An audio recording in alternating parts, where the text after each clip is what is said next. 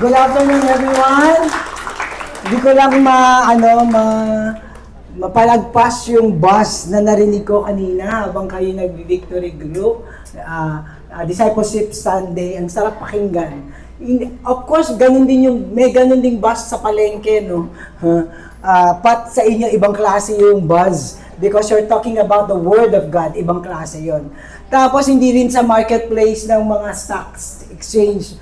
Pero ang bash nyo talaga is to share your life. Iba po talaga yun. Kaya ayoko din sayangin yung opportunity. Since we're in our series about the Word of God, yung one-to-one is about the Word of God din.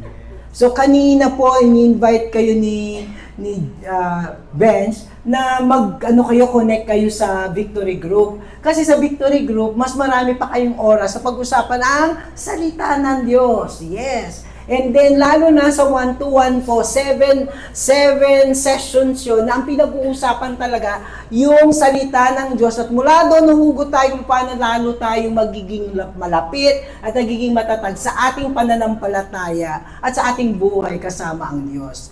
Kaya, ayoko lang na parang sinabi lang imbitasyon. Sino dito ang gustong magpa one-to-one? Taas mo yung kamay mo kasi the answers are there, tatandaan nila. At yung nakasama nyo sa Discipleship Sunday, tapos ando dun yung leader, malapit lang naman sa inyo. Yan, sige po, mag-one-to-one daw po siya. Tandaan nyo na po siya, dalawa na po tayo mag-one-to-one. Para naman ako meron pa po ba dito? Sige po, mag-one-to-one, we have 3 persons na dito. Para kayo kay God, puro lalaki pa. Ay, ano daw sasabihin ng mga babae at saka ng mga bata. Pati daw po si Alger. Magpapa-one-to-one na, finally. Yes. Sino pa magpapa-one-to-one?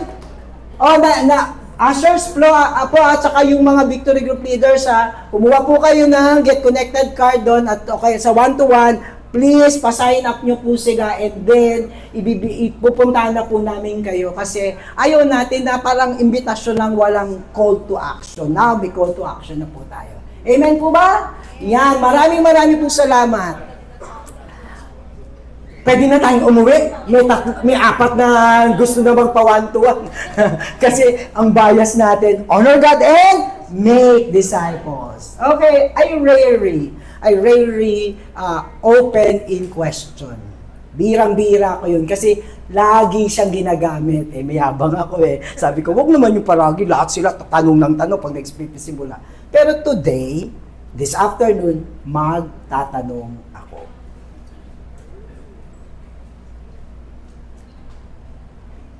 At ang ating tanong,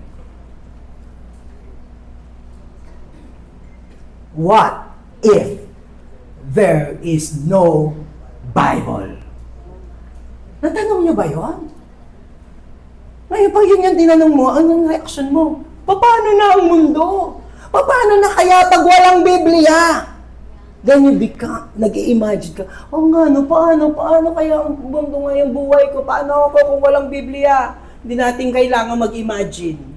Kasi, man is living in a chaotic world kasi many reject the Word of God.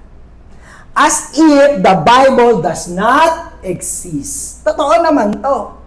Kahit may Bible, marami pa rin that God has not spoken. And because the Bible is rejected, as if God did not reveal Himself to man. Parang nagpapaka-mysterious tuloy si God. But that's not the case. As if the way, the truth, and the life were not known to man. In fact, the world stumbles because the Bible is what? Rejected and disobeyed. Pagtuloy ka, kaya pala.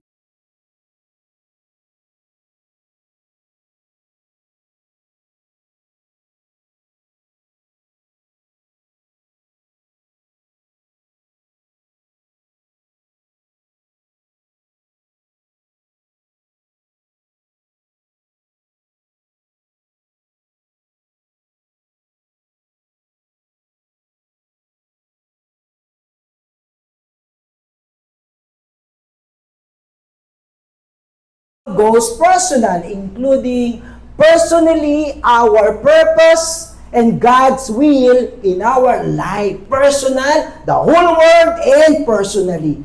Ganon kapangyarihan ng salita ng Diyos. May I ask everyone to please stand up, and we will be reading our text for this afternoon that is in 1 Corinthians 2 verses 9 to 16. Please open your Bible in page 555. Hindi po yung sardinas.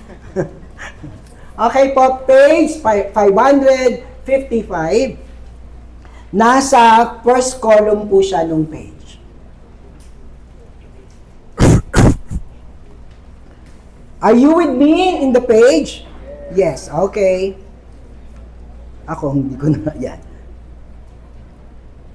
Page 9, verse 9. Okay po, but as it is written, what no eyes had seen, nor ear heard, nor the heart of man imagined, what God has prepared for those who love Him. These things God has revealed to us through the Spirit, for the Spirit searches everything, even the depths of God. For who knows a person's thoughts except the Spirit that a person which is in him? So also, no one comprehends the thoughts of God except the Spirit of God. Now we have received not the spirit of the world, but the Spirit of who is from God, that we might understand the things freely given to us by God.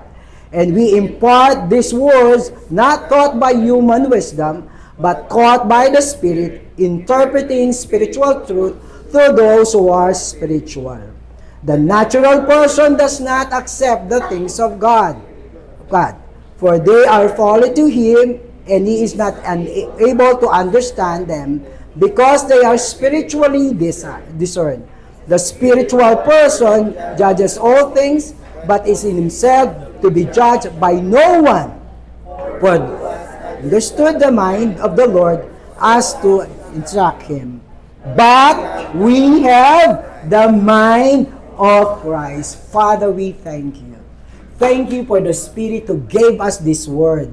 And even it is written, even as we read, even as we study and hear God, it is also the Holy Spirit that empowers the word na pumapasok sa isip, puso at buhay namin. Mangyari sa mga oras na ito ang nakasulat sa 1 Corinthians. This we pray in the mighty name of our Lord Jesus Christ. Amen and amen. You can be seated. Alam niyo po, bago ko takbuhin yung ating pinaka-main passage, si Paul ay laging nagtuturo at nagpipreach ng Word of God. At dito sa sulatin niya sa Corinthian Church, sinabi niya ang struggle or ang challenges ni Paul sa pagtuturo ng Bible. At let's look at this, our first verse. Ang nakalagay dyan, 1 Corinthians 2 verse 1, And I, when I came to you, brothers, did not come proclaiming to you the testimony of God with lofty speech or wisdom. Verse 3, anong sabi niya? And I was with you in weaknesses and in fear and much trembling. Hirap din pala si Paul.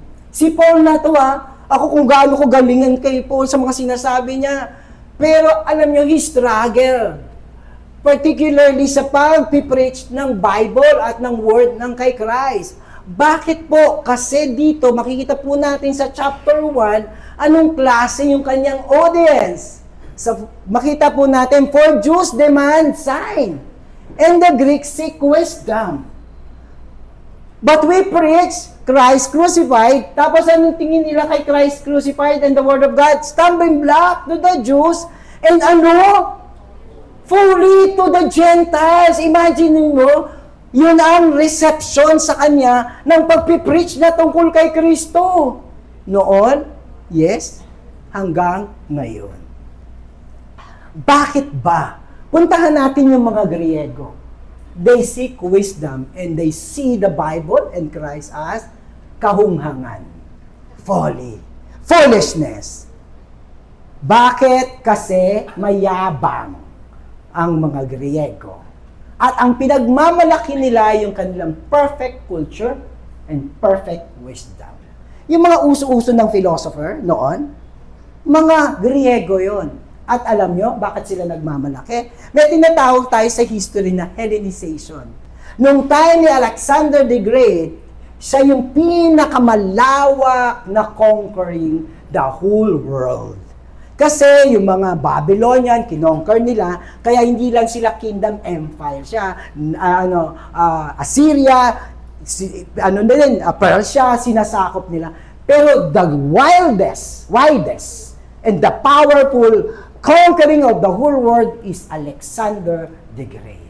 At alam mo, sa isip ni Alexander, kakonquer ko yung buong mundo, hindi lang kukuhain ko yung lupa nila, hindi ko lang kukuhain yung kayamanan nila, hindi ko lang i-enslave ang mga tao, kung hindi, ipapanangagap ko ang kulturang Griego. Kaya his conquer is not just territorial, it is cultural. Sabi niya, kailangan ang maging language ng buong mundo ay Greek. Ang maging religion ng buong mundo, Greek. Dahil makapangyarihan siya, he was able to Hellenize. Ang tawag kasi sa pag-spread ng kultura at paniniwala ng Griego ay Hellenization. He was able to really Hellenize to the point na ang Israel ang naging language nila. Even yung New Testament, na Hellenize na sila, ng Greek, naging Greek ang nakalagay doon. Ang Greek nung time na yun, parang English, international language. Language pa lang pinag-uusapan natin. Ang dami pang wisdom nila, ang dami pang philosopher nila, ang dami pang philosophy nila, ang dami pang kultura nila, na conquer niya at na-spread. Ngayon, sasabihin mo sa akin, Paul, Christ and Him crucified. Sino ba si Christ? Jew yan. Sino ba ang Jew? Ito, inaatakan namin, conquer namin. Tapos ipapakilala mo sa akin, that is foolishness. Tapos ito namang Hudyo mismo, kakampi na ni Kristo, kababayan na ni Kristo, anong gusto nila?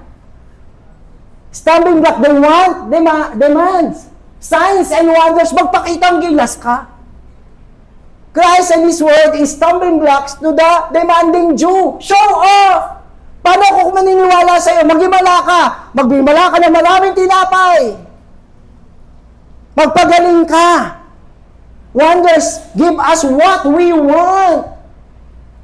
Panahon ba lang to ni Paul? No. The Greek is pride. Mayabang ang mga Griego kasi pinagmamalaki na yung talino nila, kultura na, at paniniwala niya. Sige, bagong paniniwala. No, guys. Doon ako sa akin. Ito namang mga Hudyo, ang sabi nila, materialism. Bigay mo sa akin to, maniniwala ako. Di ba pag nagturo ako, pumunta kayo dito, may ayuda kayong lahat. Maniniwala ang mga yan. Kahit binubudol-budol, basta may magiging, go! Kaya yun, na-scam. All because these people, just like the Jew, are demanding only things that is here, that are temporal. Nabubuhay lang sila dito sa mundong ito. So, anong challenge? Ng salita ng Diyos. Kayabangan at materialism. But, anong stand ni Paul? What is Paul's commitment? Paul's commitment to preach Christ and the Bible. Anong sabi ng text natin? For I decided to know nothing among you except Jesus Christ and Him crucified. Hindi sino man, hindi kanino mang talino, hindi inabang subject, walang iba, kundi si Kristo. Anong sabi niya kay Kristo? Naghihimala? No! Si Kristo, kung hindi si Kristo at ang kanyang krus. Kung ang pinreach lang sa inyo, si Kristo ay naghihimala. Hindi kayo maliligtas doon. Kasi maliligtas lang tayo kasi si Kristo ay napako sa krus. Kaya ang ituturo ko sa inyo, sabi ni Paul, and I'm standing by the same decision and commitment by Paul, is to preach Christ and only Him and Him crucified. Yabang ng Greek, materialismo ng mga Hudyo. Si Jesus Christ and Him crucified alone. It was I with you in weakness and in fear and trembling. Tingnan niyo po. Parang hindi ko ma-imagine na nanginginig si si Paul. Ang galing-galing niya, sobra yung mga napasa ko tungkol sa kanya at yung mga sinulat niya. Napapahuwaw.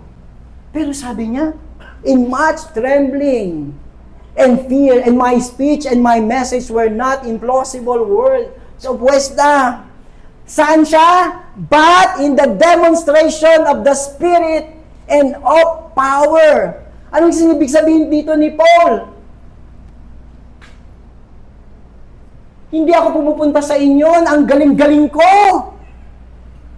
Hindi lahat ng aking talinong ituturo sa inyo, kaya seemingly pinapababa niya yung sarili niya, parang hindi ang ipipreach niya, hindi sarili niya. Saan daw siya kukuha ng kapangyarihan upang ang mga salita ng Diyos ay umabot sa tao, the demonstration not of His excellence, but the demonstration of the power of the Holy Spirit.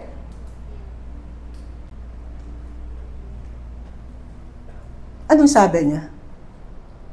Not with plausible words of wisdom, not with persuasiveness and excellence to move others to do or believe on something. Hindi dahil ang galing niya magsalita. Hindi siya ang naghihimok sa tao. Kung hindi ang kapangyarihan ng banal na Espiritu.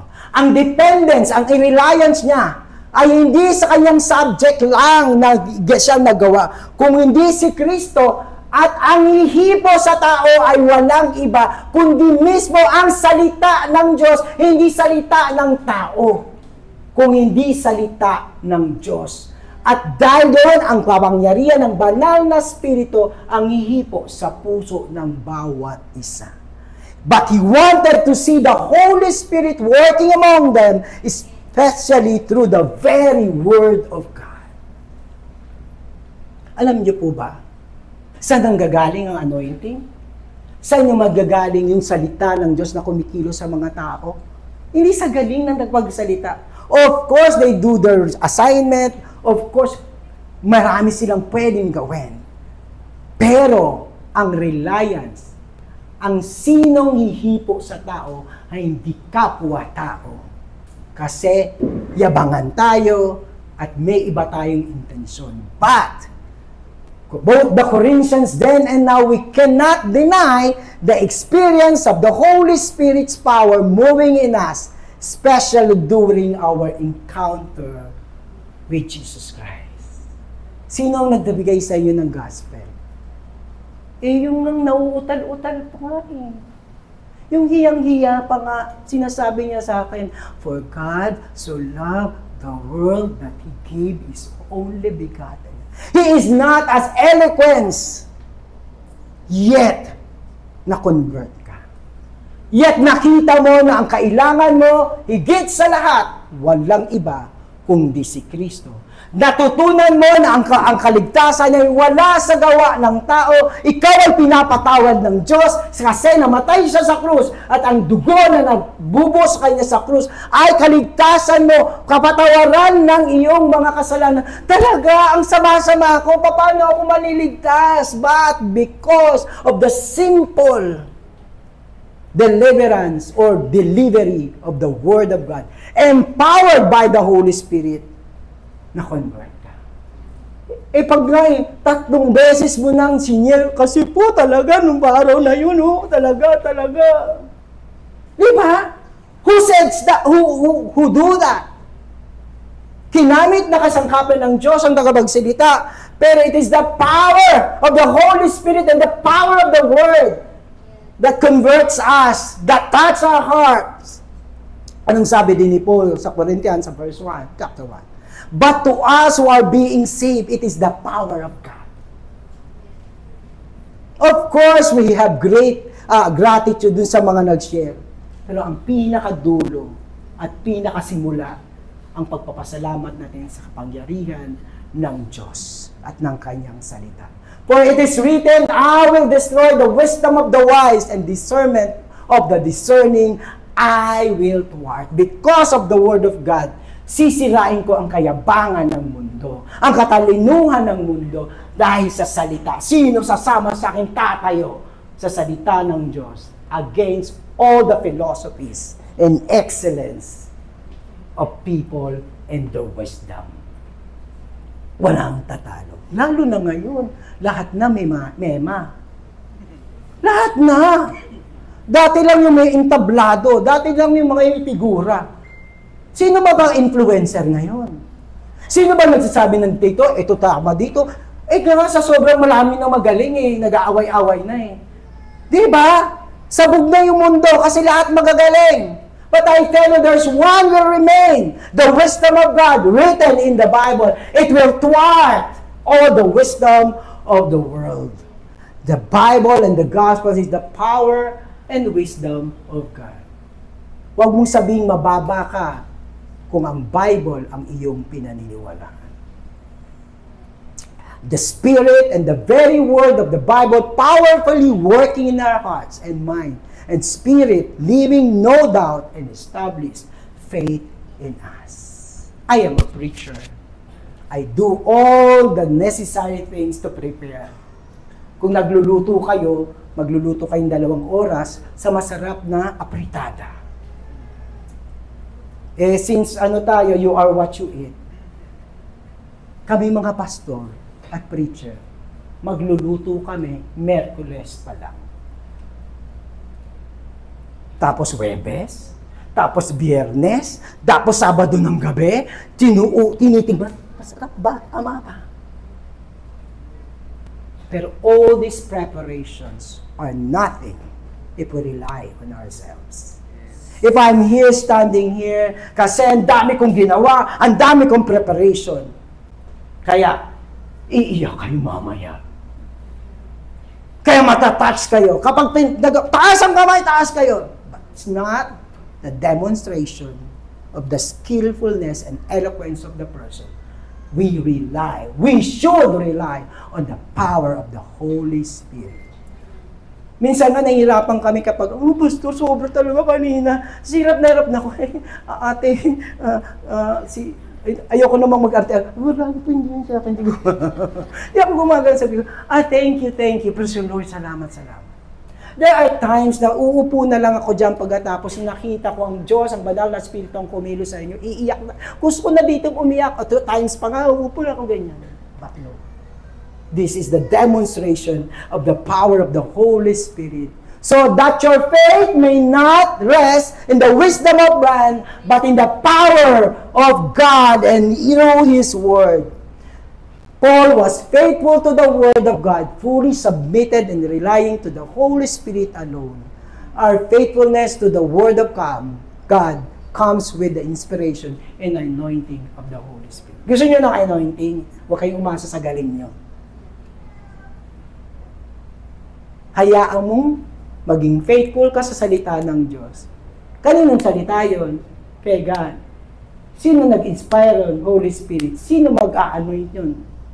Si Holy Spirit. Pag faithful ka sa Word of God. Pag may iba kang agenda, yun lang, usapan na tayo dun. Pag may iba kang gagamitin mo lang yung Bible, konti dun, tapos gusto mo na yung sayo, ewan ko saan mo kukunin yung anointing. Preacher should not be some sort of a motivational speaker. Wala tayo sa marketing. I am no motivational speaker. We should not be. Not influencer. Para ka rin nasa marketplace ng maraming TikTokers and influencers. Sasabay ka pa ba?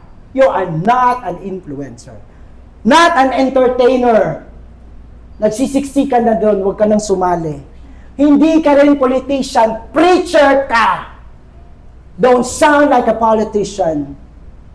Maraming pangako, pinapako. Paul wanted to direct the Corinthians to Christ and the cross, towards their reliance not on anyone else, but to God alone. Pero ano pa rin ang ating challenges sa pagpapakinig ng salita ng Diyos at pag-aaral? But I, brothers, could not address you as a spiritual person, but as people of the flesh, as infants in Christ. I fed you with milk, not solid food, for you are not ready for it. And even now, you are not ready. Ito na tayo ha, usapan na tayo. Ano nagpapahinder sa ating maunawaan, maintindihan, at i-embrace ang Word of God? Because they are infants. Ang kausap ko, bata pa din. Sabi niya, oh, I fed you with milk. Hindi pa pwede ng solid food. May impacho.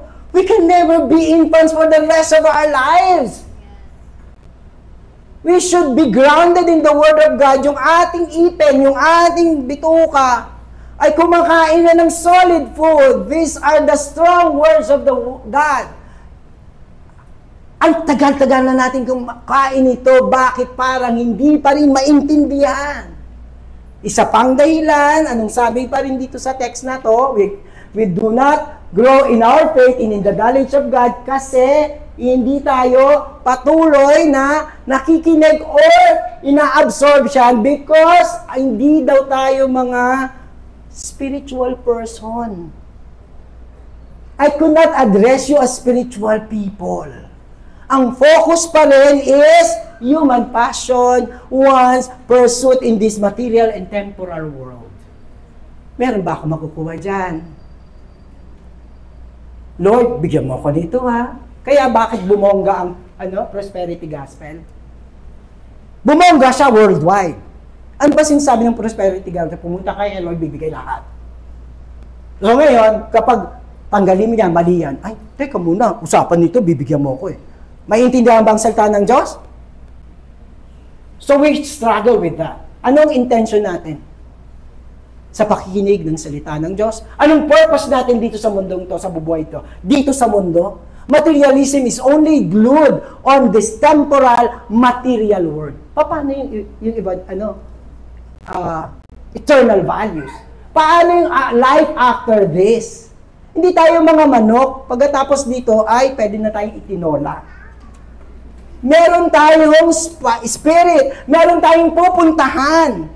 Kaya dapat we should be spiritual person. Not only people of the flesh. Although it is not a wisdom of this age or this ruler of this age, ibig sabihin, nakatie up ang isip sa kagalingan dito sa mundong ito. Living in the proud and materialistic world. Ito yung dalawa nating challenge. Dito lang sa mundo, at saka, pagpuno ka sa galing mo, paano ka tatanggap sa wisdom ni God? Pareho ng mga Griego. Anong encouragement natin? Yung puti babasahin nyo 1 to 10. Okay, our encouragement. The Bible helps us to know God and to grow in His faith para hindi tayo mag-infant. Kaya, ang gawin natin, to grow in our faith in Jesus Christ. Kaya, 1, 2, 3. Parang hindi naman kayo magmamature sa mga tonuhan nyo. Kaya, o yan, para namang bukas, nakakatutok ng ganon. Yet among you the mature, we do impart. Sabi ni Paul sa Corinthians, yung iba hindi ko maintindihan, parang bebe palagi, pabebe palagi. Meron namang mature. Let's go over that. Mature Greek word used here is teleos, referring to those who value and submit to the word and so understand the message of God. Diba pwede naman yung pagpasok dito, labas dito, o kaya nakikinig pero iba-iba yung mga iniisip. Paano da ang lulutuin? At saka, pagtapos may coffee mga paano maintindihan? Anong sabi? Value and submit to the word of God. May intindihan mo. Ma-absorb mo. Okay? They understand the true superiority and their need of the wisdom of God of the Bible. Anong superior wisdom? The wisdom of God. Where is it written? In the Bible. Kailangan ba natin to? Ay, dadamitin ko ba yan? So it's not just, we also need things of God. Thus, Those who mature in Christ experience the knowledge of the Bible. Ang term, hindi lang dito, na-experience. Na-experience mo ba maraming beses na hindi ka iniwan ng Diyos? Na-experience mo ba ng maraming beses, Lord, I'm giving it up, Lord. Ang sakit, pero, di ba po? Let's have this kind of testimony even as we study the Word of God. Tingnan niyo po to, sabi sa John 6. So Jesus said to them, truly, truly, I say to you, unless you eat of the flesh of the Son of Man and drink His blood, you have no life in you. Whoever feeds on my flesh and drink my blood has eternal life, and I will raise him up on the last day. Naiintindihan niyo po ba? For my flesh is true food, and my blood is true drink. Tingnan niyo yung reception ng mga Jew. The Jew then disputed among themselves, how can this man gives us his flesh to eat? O, diba? Nakita niyo ba? He was talking about spiritual thing. Sasabihin na, cannibal ba tayo? Kaya kain natin spiritual. Nakita niyo yun? Kaya ako ito in-example. Talagang, sila yung folly, di ba?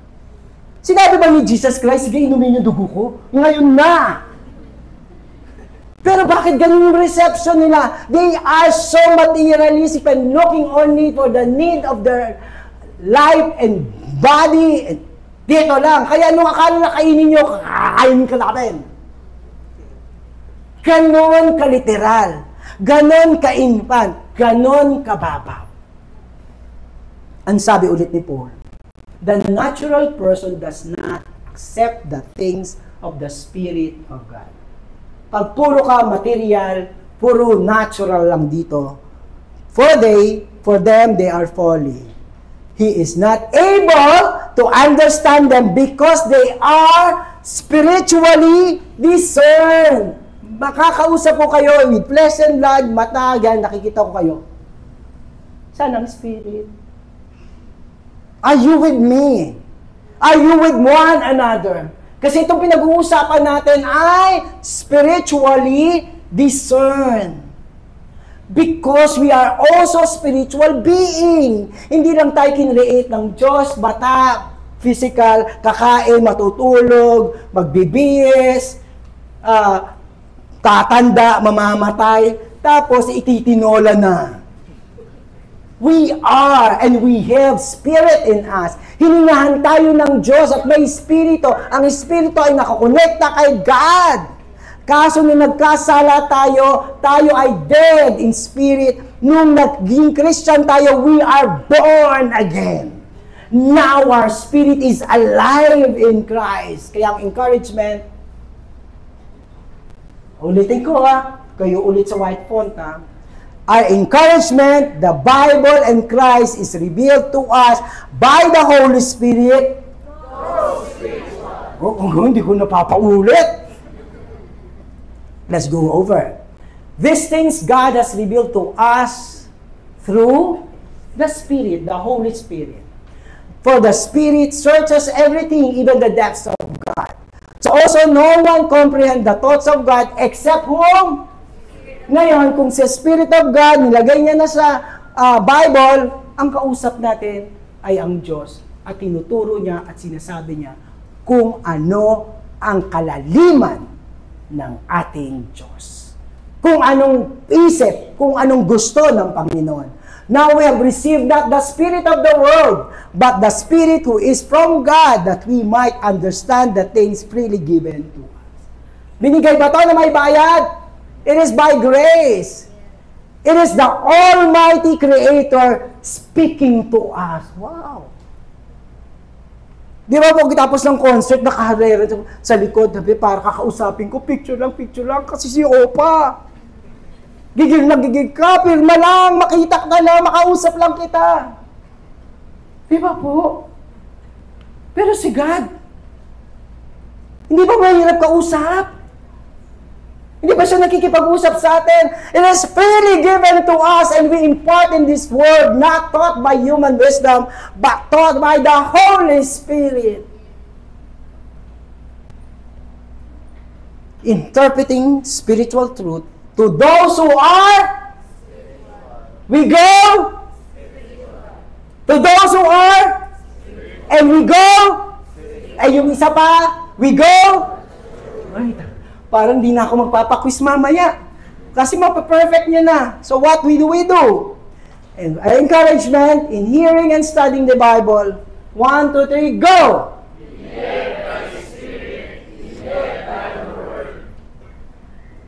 Sarap lang, siya na yung nagsasalita sa inyo. Konti na lang explanation ko, drama lang. Acting. The spiritual person judges all things, but he himself to be judged by no one. Grabe, taas ng mo, hindi ka pwedeng i-judge ng iba. Kasi spiritual ka. Hindi ko pwedeng sabihin, hindi ka, wala ka, hindi mo alam yun. You cannot judge me. Bakit? For who has understood the mind of the Lord, so as to instruct him. Ito pa, big time. But, everybody please read. 16, 1, 2, 3, go! Di ba kayong kinilabutan nun? Nasa atin ang isip ng Panginoong Yesus. Kasi binabasa natin ng Bible, iniintindi natin ng Bible, binababa natin ng kayabangan natin at tinitingnan natin at sinasabi kung sino ang Diyos. Now, do you have the mind of Christ? Pag may problema, anong gagawin ko to dito, Lord? Sa Bible mo kukuha. Bakit kayo natutuwa sa tao? Parang lahat ng tanong, meron kang sagot. Saan niya nakuha yun? Hindi siya magaling lang. Siya ay masipag mag-aral ng salita. You want to really guide people. Let's equip ourselves with the Word of God. Because it's the Holy Spirit na magtuturo sa atin at ang Holy Spirit ang magtuturo sa kanila. Kaya hindi ka pwedeng i-judge. Pag i-judge mo ako, ano bang sinasabi ng Bible? Uy, tama pala yung sinabi niya.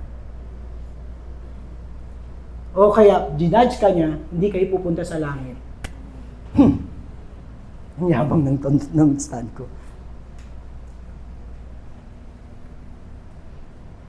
The Bible's the gift of the Spirit, the presence of the Spirit grants believers the ability to discern God's will and works within them to make them more. Kaya pag wag yung yabang attitude ko kanina. Kasi habang tayo'y nakakatuto kay God, palapit na tayo ng palapit, kamukha mo na si Kristo.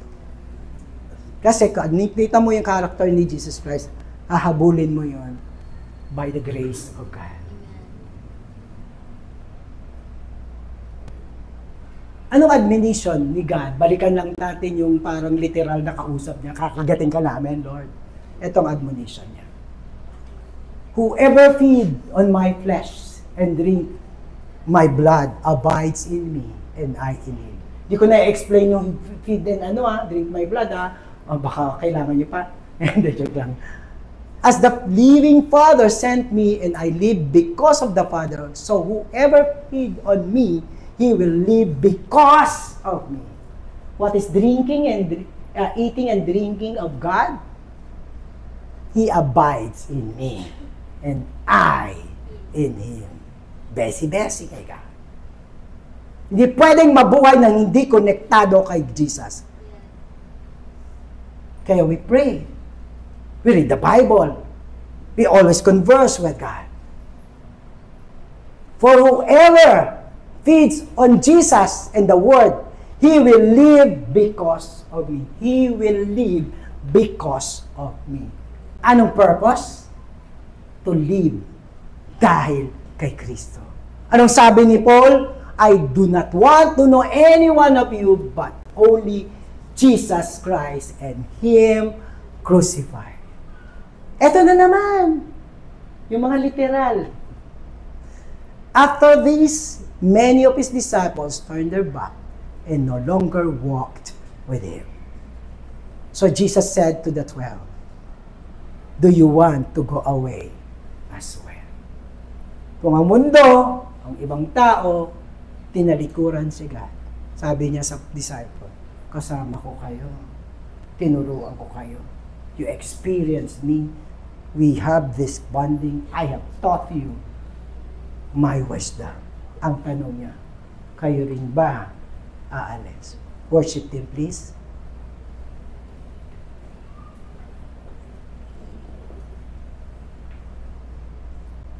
Now, The challenges are there. The encouragement are there. And now is a time to decide. Once again, this is our commitment in our devoting our time to follow Jesus, to love His Word, to submit kay Christ. Alam nyo, nung tinanong ni Kristo, yung disciple, kayo rin ba aalis sa akin? I am not Christ. Ini-infer ko lang. Siguro ang sakit kay God nung, paano sila? I've spent my life with them. Kayo ba aalis din? It's very painful kay God. Not only during the time ng mga apostles, it is so painful to God when His beloved children turn their back kay God. It always pains God when we neglect our devotion, our time with Him. Tapos ang nakikita niya, nasaan na siya? Ayun, nandudun. Nakaganon. Nakaganon. It pains God. He died for us. He gave His life. He left the glory of heaven so that we will be abiding in Him. Hindi ka naman niya pinahirapan. In fact, He carried all the sufferings and enduring. Just we stay and be connected and be abide with Him. Anong sagot ni Peter? I want you to stand up.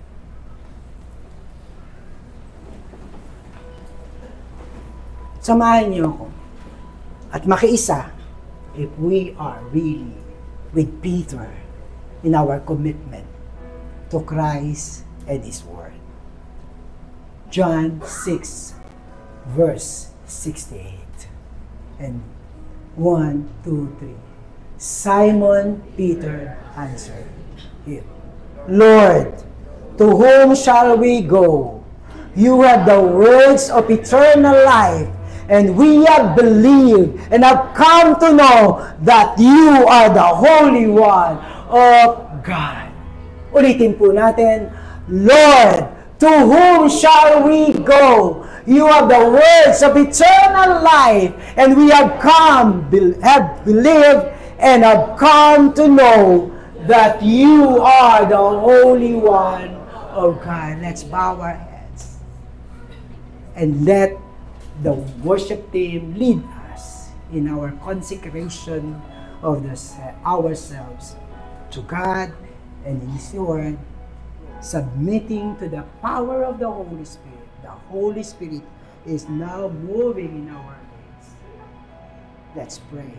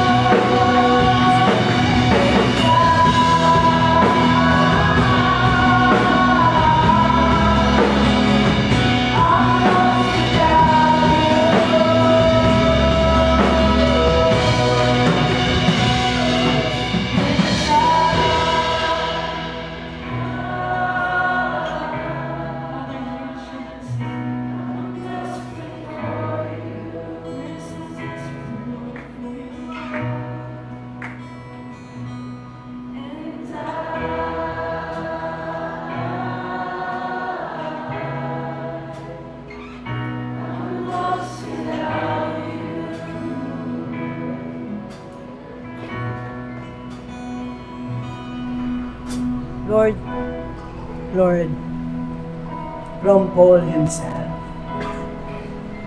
no one except you, Christ, and your cross. And from the words and commitment of Peter and the disciples, you have got the words of eternal life. And we firmly believe the same thing, that Jesus is the Holy One of Israel. God, gusto namin sama-sama, sabay-sabay itaas ka sa aming kalagitnaan na ikaw lamang, wala nang iba. Wala nang iba. Patuloy mo ibigay sa amin yung desperation to just be with you. To really, really, Lord, hunger and thirst only for you and your words, God.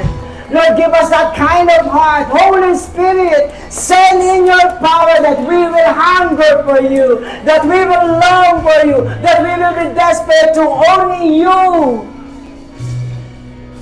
And so the Holy Spirit descending upon us and pouring out that Spirit, that knowledge, that commitment, that heart.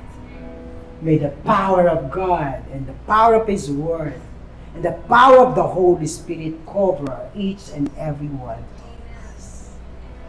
Receive the blessing of God.